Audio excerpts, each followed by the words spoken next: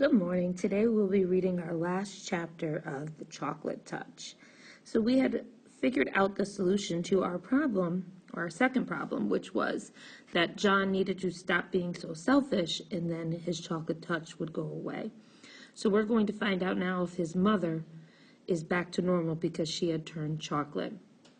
And we're going to assume that his first problem, that he ate too much chocolate, is now solved too, because I don't think John ever wants to go back to the way he just was. So I'm sure from now on, John will be a good boy about eating and not eating so much candy and sharing it with others.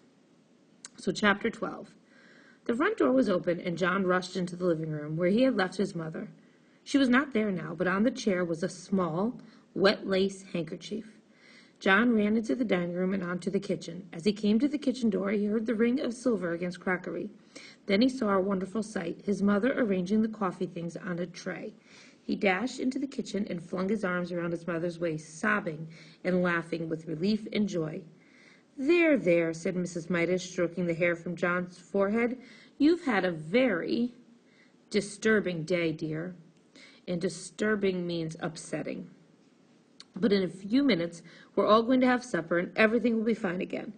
Goodness, I do believe I need some coffee myself. I felt so strange just then in the other room. I really don't know what came over me. The door from the garden opened and Mr. Midas came in. Before we settle down, Mrs. Midas said to John, have a glass of good cold milk. You look so hot.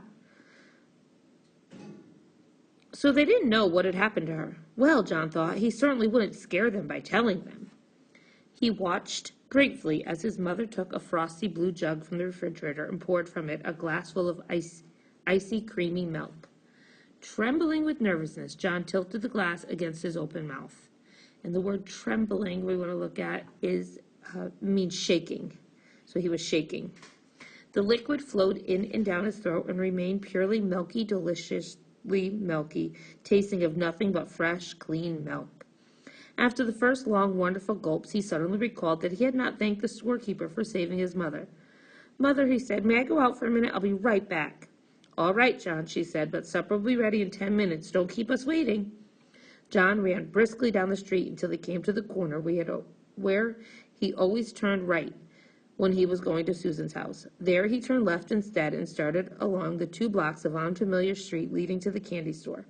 Soon he came to the corner where the red brick building had been.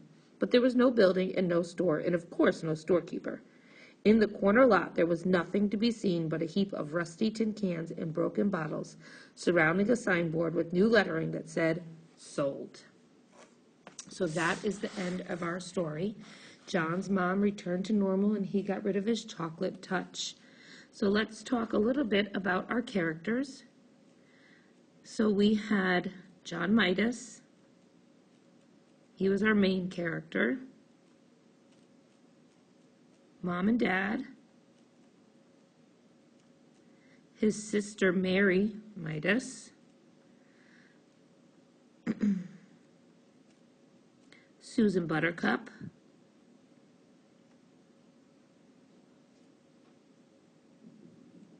Sorry, that's a bad U, but Susan Buttercup. Mr. and Mrs. Buttercup.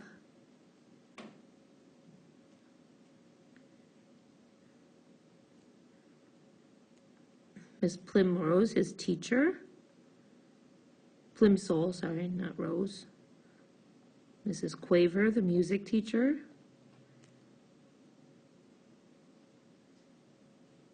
Dr. Cranium.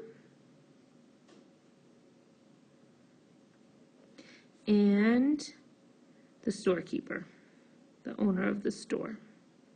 So we had quite a list of characters.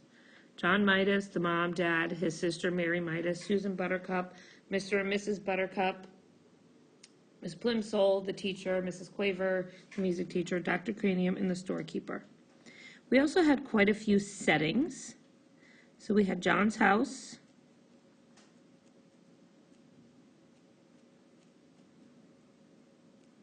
school, Susan's house,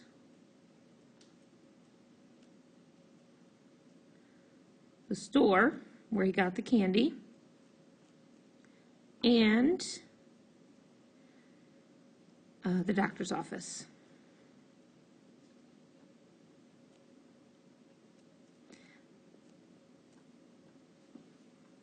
Okay, our problem, which we said there was two. John ate too much candy was the first one.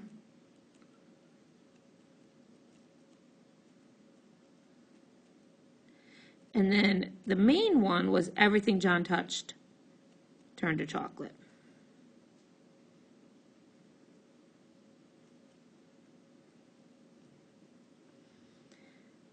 Turned to chocolate. And that was more everything he put in his mouth, but. Now both of these were solved in the same way. John had to stop being selfish. So our solution would be John had to stop being selfish